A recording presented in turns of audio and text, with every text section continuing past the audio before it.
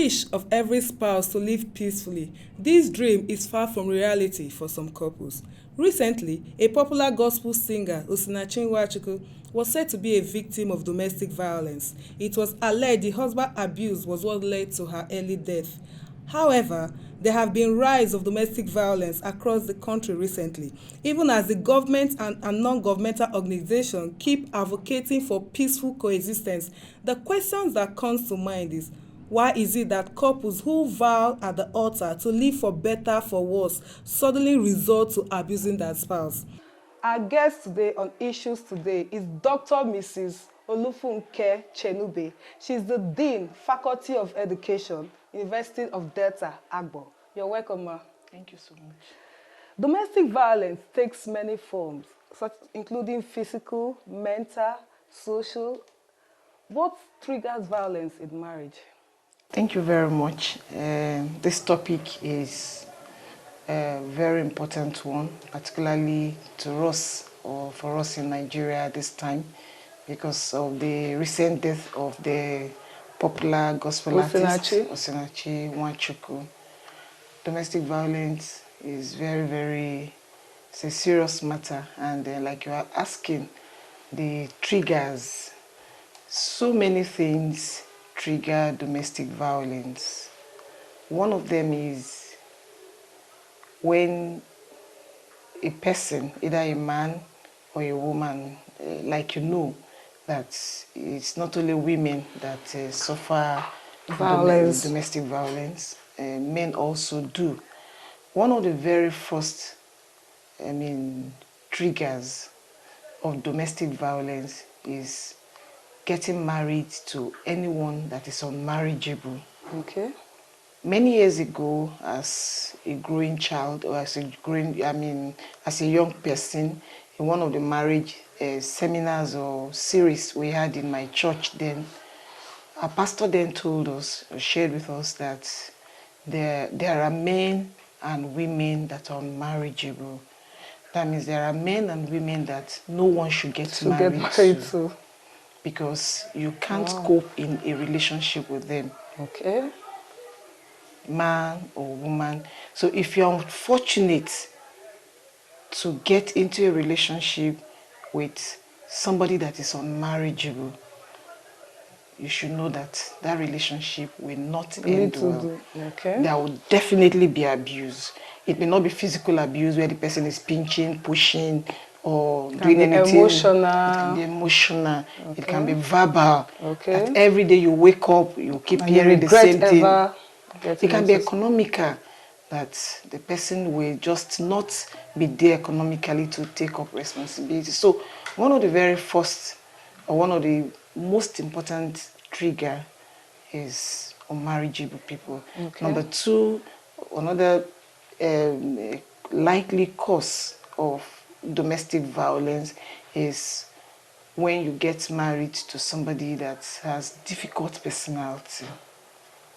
If you get married to somebody with very difficult personality, it might be very challenging. That you might face one form of abuse, because people with difficult personality are hard to please. Yes. Number three, if you're also unfortunate to get married to somebody coming from a background of abuse. Okay. Maybe father was an abuser, mother was an abuser, unconsciously. I am a neuro-linguistic practitioner. A neuro-linguistic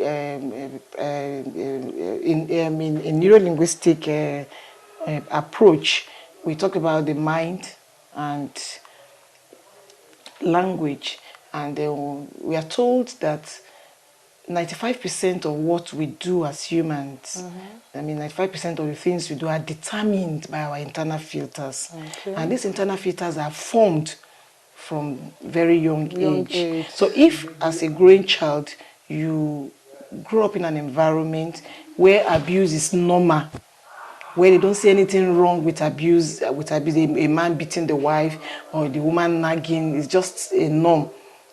That kind of a person getting into marriage would definitely abuse. Of course, now, of course. A group of doctors, student doctors, they went to a particular state doing a research, and one of the questions the women were asked that, is it right for your husband to beat you? And the woman responded, yes now.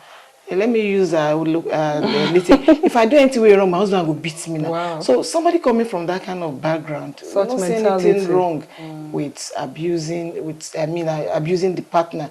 Then if you are married to somebody that is violent, somebody that is naturally impatient, or having somebody that's, someone You who cannot has please. other behavioral issues. I'm sure you know that there are also other behavioral issues that, if they are not attended to before marriage, and you don't maybe get treatment for, when you get into marriage, those things will definitely surface and there will be problems. Okay, doctor. Like we talked about this one, we talked about how the men, they see it as a tradition, as a norm in their character to beat their wife. Do you get it? So, do you think beating, like we know some men have this mindset, but do you think beating their wife will instill that discipline in the woman? Will make the woman behave well? Some people, like you said, now, if I do bad thing, beat me. But with that bad thing, that thing that you keep doing and it keeps beating you, but with that beating, change that thing. Okay, I want to ask you a question. You know, when we talk about domestic violence, you are talking about marriage partners. Yes. It's among marriage partners, the husband and wife. Now, that woman that you are beating, is she your daughter? Are you training her? Do you have a responsibility to train her as a child? You are partners.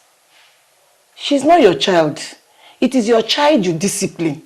You don't discipline your partner. But what about a woman who has such mentality that it is right? That's what I'm saying. It's because of the kind of society we find ourselves, and there are things that maybe traditionally in the African setting or in some part of Africa, once you get married to a woman, it is assumed that that woman will lose her humanity and becomes your property. And you treat her the way you treat your property. Yeah, come here, sit down there, you treat a woman. But things are changing. We are getting exposed. We are getting to understand that it's not like that. Marriage is not you buying a property. Okay. Marriage is you getting married to a friend, a partner, Okay. somebody you want. You have been going on a journey. Now somebody coming on board now to join you. That's what so you don't need to flog or beat or punish your wife for her to, if there are things that are not, she's not doing right. Because remember too, if you're a man, there are things you're not doing right. So should the woman beat you so that the woman can correct you? Or because you are superior? Do you understand? Yeah. So you don't have the right to discipline your wife. A man is not supposed to discipline the wife. Okay. Because the wife is not the child. The wife is a partner that joined you as you journey along life. So you are not supposed to discipline your wife. There will definitely be issues because you are coming from different backgrounds. There are things that there will be conflicts. It's natural that in a marriage relationship there will be conflict. All you need to do is sit down and resolve the conflicts. And when you cannot resolve the conflicts, get a professional, get advice, get somebody to come in and help the two of you, not discipline. So discipline, the word discipline should not come in a marriage relationship. Okay, like you talked about some men and women are not marriageable. Do you get it? What are the things to look at when you're looking for the right partner? Now let's start with a woman. A woman that is not marriageable. A woman that is not marriageable is a woman that can never take responsibility. Responsibility as in? Cannot do anything. Have you seen some young girls? Apart from taking care of their physical body. Nothing else? Nothing. They can't make any contribution. They can't take care of anybody apart from themselves. And some women can nag. They can nag. It's not when they are married. The nagging starts before marriage. For a man that is very, very violent, a man that his fist is very quick, he has fist that is very quick at hitting someone, anyone, that kind of a person cannot live with a woman. So, and a man that is a drunk, a man that cannot be responsible financially. A man that is, he cannot just take any responsibility. A man that is extremely selfish. Okay. The issues of domestic violence has been on the rise in our country, and it has shown no sign of reduction. Why is it like that? You know the Nigerian factor in everything we do. We only make noise. Okay. After a while, everything will die down. We are not intentional people. Until we become intentional about everything we do, that is when we can begin to address it. Okay. And the intentionality starts with the family, the religious organization, and the community. If you want a decline in domestic violence, from the home, we start training our young children how to manage conflicts. In the school too, we train children on conflict management. And in religious organizations, churches, mosques, or whatever, we train people on managing conflicts. When people don't know how to manage conflicts, it will always result into that. That's number one. Number two, we also deliberately prepare people for marriage. Okay. We should prepare people for marriage. Ah, yes, and that's where we are missing it. Okay. We must prepare people for marriage. In some homes, parents are not intentional. We don't talk about sex with our children. We don't talk about things they need to know. When a child is getting married, preparation is always on the physical, the material, the ashwabi, the food. How many mothers... Make it the top of the... Yeah, society wedding. How many mothers do sit their daughters down and tell the daughters the things they need to know about marriage, what they need to do, how to live with a man? How many men do their fathers prepare for marriage? So it starts from the home. The home must learn to prepare people for marriage. Very, very important. The school, the church, because in the South here we talk more about church, going to church. It's not that somebody has seen a beautiful sister like you and the next thing they go to marriage committee, you know the Nigerian factor and everything. But in the church they have this marriage. That's what I want to say. That's what I want to say. I'm coming to now. You know the Nigerian factor and everything we do, that we only do things to fulfill our righteousness. It's not that we are really, really, really intentional about it. Okay. We have a course outline and somebody may be living very far. Just got the person to come 2-3 hours, you finish the whole thing. We are talking about marriage, a lifetime journey. Molestation, all these are parts of domestic violence in our society. So how do we combat these things out of our society? Thank you very much. Like I said, in responding to your last question, everyone has something to do from the home. Parents should be intentional about raising children. People should not get married because it is a nice thing to do. If you want to become a parent, be intentional about becoming a parent. Know what it takes to raise children. So it is very, very important because there are so many things we do that we are not intentional about. We don't know anything about parenting. We don't know what we should, do with our children apart from feeding them and sending them to school. So to be able to, the rapist is from a home. The bully is from a home. So it starts from the home. Then two, the school, from the primary school. There is this program we call Virtues Education.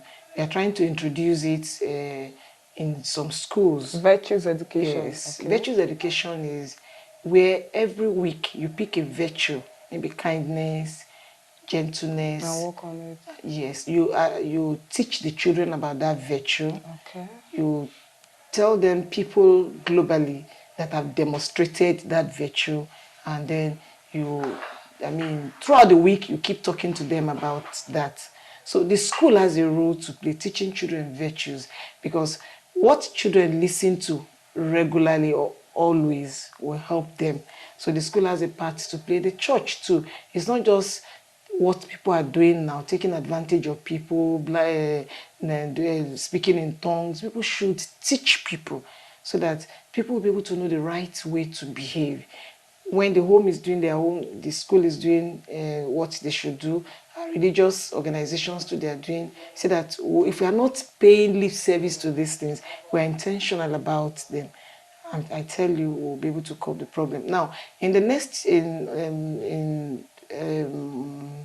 I think on the 16th, the Association of Professional Counselors in Nigeria, APOCROM, threatening to destroy the next generation. The program is coming up on the 16th. For all stakeholders, yes. The program will be holding at university there. And we have invited stakeholders, we have invited people from the ministry, we have invited religious organizations, teachers, people from the local government. We want to look at these monsters: rape, bullying, exam malpractice, and so on. We want to look at them and want to see what each person or what each group, what they have to do. Because if you are not careful, the way things are going, this country is becoming something else. I mean, these are the stories we hear: people raping people, people bullying people. And you see even the number of children that are dying because of bullying. So we are doing our part. APROCON is a professional body. We want to bring relevant stakeholders together and talk about these things, that people will know the things that are expected of them and will become intentional in raising these young ones. Okay, like we all know, some states in Nigeria are enacting laws to help fight this thing, to help reduce domestic violence in our homes, and like Lagos State, for instance, is going too deep in it. He has a law protecting the spouse. Do you think these laws will help reduce it in our society? I think so. Because if you're a very reasonable person, I'm sure you read about the judgment on Mr. Osinachi. Yes. The social media talked about that one. People were like, these are social media in-laws doing that. We don't know, because there was no newspaper that carried it. Well, even if nothing is done, the fact that that man has been kept in custody, I think is enough message for people to be careful. So it's like, if my husband is abusing me, I can tell him, remember, prison is your portion if you are not careful. But most women don't cry out. People have started crying out. The reason why people don't cry out is because, like somebody like Osinachi, a lot of people have been saying so many things. But I'm sure why she cried out. Or she cried out with caution. Don't tell pastor. You know the reason? I'm sure one of the tools that man used was, if you divorce me, that's the end of your ministry. Osinachi, I didn't think she cried out, because even when people were talking about it, I remember some people would want to attack and quarrel the husband. She would be the one to apologize. Don't worry, he will change. She has this mentality that the man will change. No. You know, one of the reasons some of us think that woman went through that, one of the things the man will have used to threaten her, if you leave me and you become a divorcee, people will not invite you again for program. She blew from the church. Yeah. And you know that kind of mentality. I was even trying to tell a friend recently that the Reverend Oyakilome. But do you ever think Osinachi thought of leaving? No. Because if she have thought... No. The reason why she did not think about it, maybe she never thought about it, because she did not want her ministry to end. But the ministry has ended now. So sometimes people don't really have enough information and guidance. And that tells you that in this society, professional counselors are not really there. I mean, though in some schools you may have, counselors, but very, very few. With professional help, if she was just telling people that were not professionals. If she has sought for professional help, I'm sure she will not have died. Sincerely. So the bottom line is, people should learn to seek for help. Talking about your abuse, or a marriage that is abused, or experiencing domestic violence, is not talking with your friends. I see what my husband do. No. Seek for the right help. People don't seek for the right help. So it's not about talk out. Talk out is not go to the radio and carry this. My husband is abusing me. No. Okay. Talk out is seek for professional help. Okay, what about, like you rightly said, that some men also go through this violence in marriage. So what how would a man? You see, a man, but Don't you think in Nigeria, if a man come out and say that he's been no, like I said, if you are sick, where do you go to? the hospital, we know the Do you hospital. stand and carry microphone and start announcing to people, I have headache, oh, I have headache, oh. Do you do that? So when we talk about talking out, people don't understand talking out. Talking out is not even telling your pastor, because your pastor might not be able to help you. Because your pastor will not want shame on his church that, this woman is attending my church, and she has separated from her husband. Yes. Your The pastor church will not want the that. church Your will first be the one to parents, your parents too may not want to hear that. If as a woman, if I'm going through difficulties with my marriage, what my mother will tell me, that's how it has been. Endure because of your children. And it will soon be over. But if this you seek, endurance has really caused no, more you are not getting damage. me. If you seek for professional help, a professional will be able to tell you. I'm not telling you to divorce, but these are the options you have. A professional will give you the options and guide you to make a right choice. So talking that people are, the mentality about people about talking is that you see this one, my husband is maltreating you, my wife is bullying you. No, that's not the talking we are talking about. The talking is seek for professional help. And some weeks ago, a young boy met me, he's from this community, and said, I'm a professional counselor. And he said is concerned that there are lots and lots of problems about marriage and the rest of them, that we should set up, a clinic, a counseling clinic around there. There's no counseling clinic here. So there's nobody governing it. So how would Somebody, people get to know about that is it? what we are saying. Somebody is having problem, the place you can go is the church. The pastor is not a professional counselor. Of course. The pastor will be thinking only about talk from number. religion. Yeah, not even apart from religion. The pastor will also be thinking at the church the number. If this one is divorced now, maybe And most of the times also because of the religion, they'll tell you the Bible says that. The Bible, God does not like divorce. But God did not also say that you should stay where they will kill you. Do you understand? God does not like divorce. I know. So don't you think the government needs work to be done to create more That's the professional problem we are. help? That's the way we are. Why must it be government? We don't know the right place to channel what we have. Like some of us are really interested now. Okay, we can set up a clinic where young people want to get married. Apart from going to the church, apart from going to the registry, they can come and they can be counseled, they can be helped, maybe given some tests to do to be able to know, okay, what are the likely challenges of blah, blah, blah, and how to handle them. So we are thinking of, if you have clinics, counseling clinics or meeting psychologists where people can go before they get married and when they are experiencing any problem. So it should not just be the church. It can also be overwhelming on the pastor. It should not just be the church where people go to seek for help.